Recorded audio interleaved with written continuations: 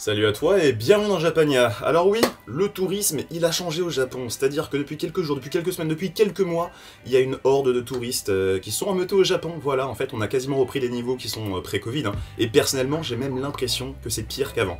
Enfin pire, c'est mieux, parce qu'en fait, tout le monde a maintenant l'opportunité de venir voyager au Japon. Je sais qu'il y en avait beaucoup d'entre vous qui étaient frustrés de ne pas pouvoir venir, qui avaient mis de l'argent de côté, qui avaient appris le japonais, qui s'étaient renseignés un max sur le pays. Et maintenant, c'est chose faite, vous pouvez enfin récolter le labeur... Non, récolter... Donc vous pouvez maintenant récupérer les fruits de votre récolte. Non mais c'était ça, récolter les fruits de votre travail. Donc vous pouvez maintenant récolter le fruit de votre travail. Et je vais pas vous mentir, je le sens qu'il y a vraiment beaucoup de Français en ce moment à Tokyo. Peu importe le quartier dans lequel je vais, je trouve des Français. Même des fois où je me dis, bon, je vais aller dans un petit quartier un petit peu underground, là où il n'y a pas normalement trop de monde, j'y vais, paf, des Français. Quelque part, je me dis, putain, on est vachement bien renseignés, les Français, pour aller dans les quartiers genre les plus paumés, voilà, pour vivre une vraie expérience à la japonaise. On est plutôt calé par rapport à, je pense, d'autres nationalités qui vont se cantonner à faire les gros quartiers. Mais du coup, les amis, je reçois beaucoup de messages, justement, de personnes qui me demandent des conseils hein, pour organiser leur voyage, des petits conseils où aller, quoi manger, ce genre de choses. Alors malheureusement, c'est un petit peu compliqué de répondre à tout le monde, donc je me suis dit que dans cette petite vidéo, j'allais vous donner des petits conseils d'organisation pour votre voyage, et quelques petits pièges à éviter, quelques petits trucs à ne pas faire, etc. Bref, si vous voulez préparer votre voyage au mieux, cette vidéo, eh bien, va vous être utile. Donc déjà, pour commencer, comment est-ce que vous planifiez votre voyage à Tokyo? Premier conseil d'organisation que moi je peux vous donner, hein, si jamais vous visitez Tokyo, c'est de vous faire une liste, même deux listes. Une liste pour les quartiers que vous avez envie de visiter de jour, et une liste pour les quartiers que vous avez envie de visiter de nuit. Et ensuite les amis, c'est tout simple, il suffit de recomposer son puzzle. Donc là en fait, par jour, en fait, je pense que vous pouvez facilement faire 2 ou 3 quartiers. Hein. Donc, voilà, vous regardez, vous regroupez quelques quartiers qui sont dans une même zone géographique. Bam, ça te fait une journée. Et puis après, tu ajoutes un lieu de nuit qui est pas trop loin. Donc, tu vois, ça te fait une petite journée complète avec 2 ou 3 quartiers à visiter de jour, plus le quartier de nuit. Et là, ta petite journée, elle est déjà toute faite, tu vois. Exemple concret, tu as envie de visiter le quartier de Harajuku, le quartier de la mode. Omotesando, les fameux Champs-Élysées de Tokyo. Shibuya, parce que la nuit, c'est incroyable. Donc, tu vois, tu as ces 3 quartiers. Ils se situent dans une même zone géographique. Donc ça fait sens en fait de, sur ta journée, tu fais les 3 quartiers, tout simplement.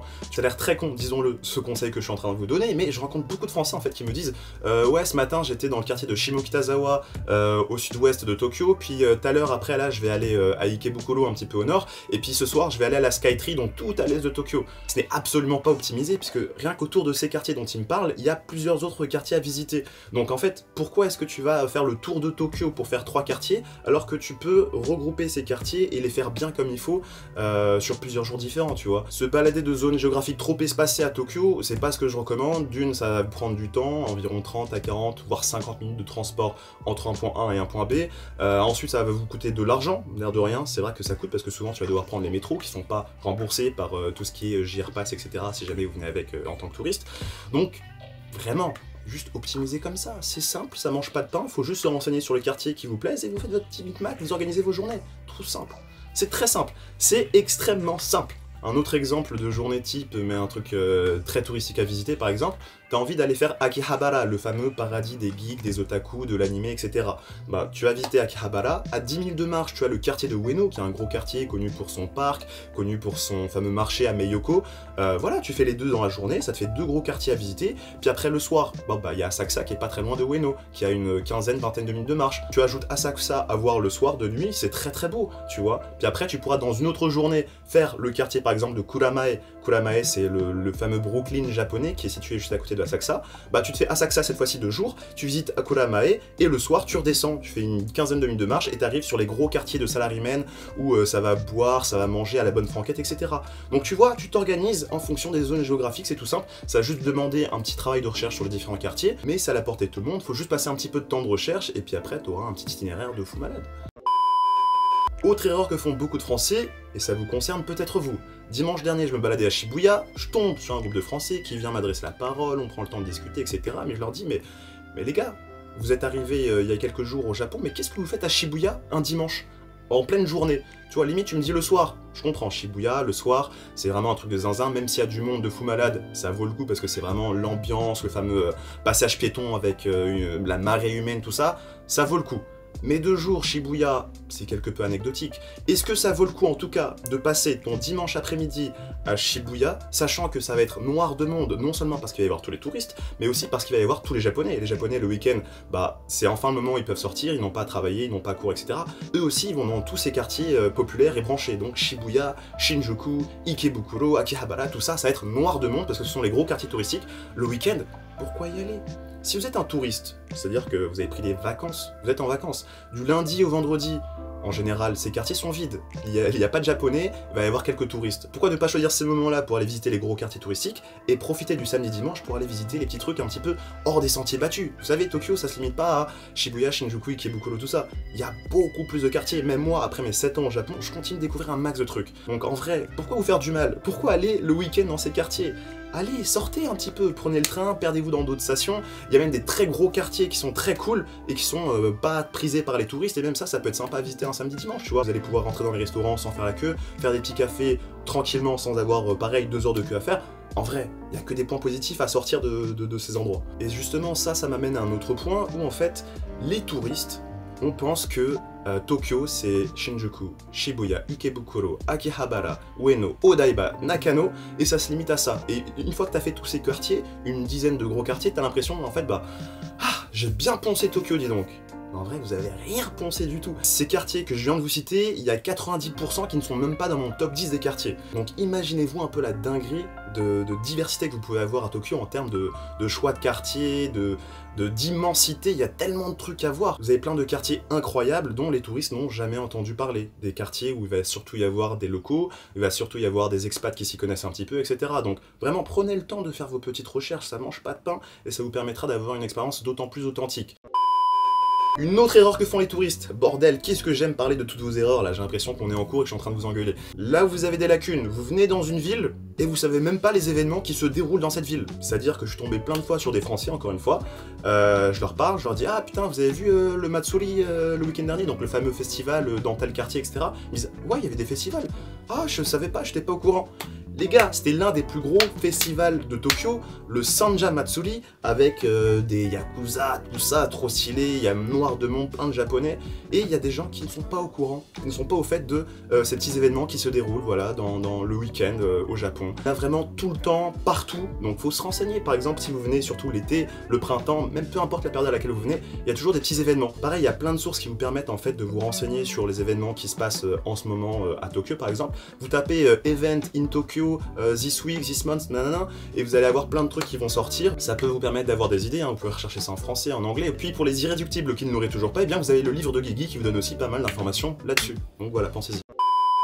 Un autre truc que je vois assez souvent, c'est des étrangers qui vont souvent manger aux mêmes endroits parce que c'est plus simple. Ils vont manger dans des fast-food parce que ça fait moins peur. Parce qu'ils ont, je pense, un peu peur de la barrière de la langue, de se dire « Bordel, je parle pas japonais, ils parlent assez mal anglais, je pense que je vais pas réussir à commander, ça va être une galère, vas-y, on va prendre la solution de facilité et on va aller se faire le petit fast-food ou les petites chaînes, etc. qu'on trouve un petit peu partout. » Dommage, vraiment dommage, parce qu'il va y avoir beaucoup de restaurants japonais, même des petits buis-buis, des trucs qui ont l'air miteux à l'ancienne, etc., qui vont même avoir des menus en anglais. Voilà, ne jugez pas trop rapidement, vraiment si en fait ils sont fermés aux étrangers, ils se disent vraiment, ils ont aucune notion d'anglais et ça va être vraiment impossible la communication entre les deux, ils vont mettre des signes devant le magasin, ils vont faire no foreigners, ou vous inquiétez pas, ils vont vous le faire comprendre dès l'entrée. Aventurez-vous dans ces endroits, c'est dans ces endroits que vous allez faire le plus de rencontres, que vous allez avoir le plus de gens avenants. Les Japonais sont curieux, ils vont se dire bordel, c'est quoi ça? Des étrangers qui viennent dans ce genre d'établissement, c'est incroyable. Et ils vont venir vous parler, vous allez avoir une véritable expérience humaine. Soyez ouverts, soyez aventureux et arrêtez de manger au McDo, bordel, quand vous venez au Japon. Et à la limite, si tu vas dans une chaîne de burgers, tu vas à Koina. Koina, petite chaîne de burgers hawaïen, ça c'est bien, ça va, ça c'est bien. McDo, c'est dégueulasse. Maintenant, on va parler de la thématique de l'argent, du flouze, du fric. Alors, au Japon, si tu fais ça, ils vont pas comprendre. Ils vont se dire, à la limite, t'es en train de leur faire un cœur coréen, tu vois. Si je parlais argent au Japon, c'est ce signe-là. Voilà. Il faut savoir qu'aujourd'hui, en 2023, il y a de plus en plus d'endroits qui acceptent les cartes de crédit. Il y a de plus en plus de magasins qui n'acceptent que du cashless aussi. Pas de monnaie, pas de billets, donc carte bleue, carte de transport, application, ce genre de choses. Vous voyez, ça a pas mal évolué. On passe de beaucoup d'endroits qui ne demandaient que des paiements en espèces à des endroits qui ne demandent que des paiements cashless. Attention, il y a quand même des endroits qui demandent des paiements qu'en liquide, ça ça bouge pas. Ce sont surtout les endroits un petit peu traditionnels, un petit peu à l'ancienne, etc. Mais les cafés modernes, les restaurants un peu modernes, les boutiques modernes, souvent elles sont bien équipées et il y aura pas de souci. Le truc c'est que j'avais un pote français qui est venu visiter Tokyo il y a quelques jours et à un moment il passe en caisse et il doit payer une petite somme, tu vois.